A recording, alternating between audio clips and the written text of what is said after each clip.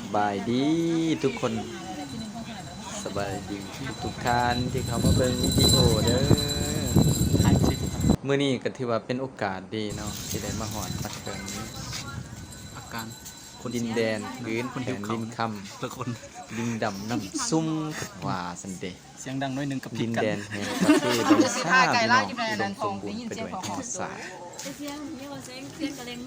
ใช่ให้กัน คนแต่ละทานตะซอนกำลังถ่ากองเขาพี่น้องถ่าล้านนั่งถ่าโซกันไปนำเนาะมื้อนี้ก็ถือว่าเป็นโอกาสดีเนาะทางส่อง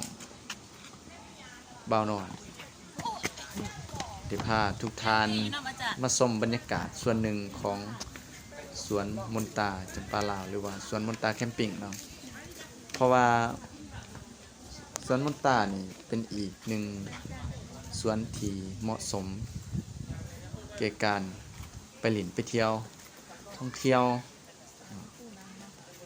วแบบครอบครัวว่าซั่นซะดื่มด่ำกับธรรมชาติที่แสนสดชื่นของเมืองลาวหรือว่าของภาคใต้เนาะภาคใต้ของลาวก็ว่าได้เหมาะสุดๆนี่ก็คือการตั้งแคมป์นั่งกินเหล้าเลยพี่น้องเอ้ย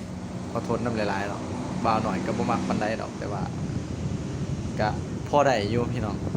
กินน้ำหมูเนาะหรือว่าบรรยากาศผ้าครอบครัวไปสั่นครอบครัว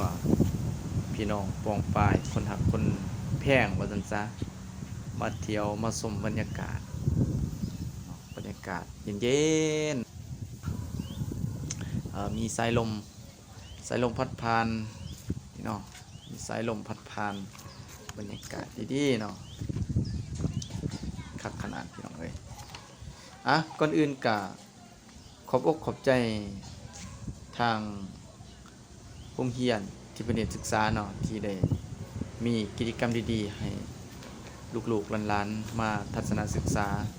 อยู่ที่ปากซองเนาะที่สวนมนตาเป็นการเรียนรู้นอกสถานที่เป็นการเก็บข้อมูลแลกเปลี่ยนเรียนรู้รวมการสร้างกิจกรรมหรือว่าเฮ็ดกิจกรรมระหว่างครูกับนักเรียนเนาะถือว่าเป็นกิจกรรมหนึ่งที่น่าสนใจให้แก่นักเรียนนักศึกษาเนาะขอบอกขอบใจพี่น้องที่เขามาเบิ่งมาส่งสุขคนเนาะขอบใจหลายๆขอให้ลำๆรวยๆนำกันกับภาพงามๆพี่น้อง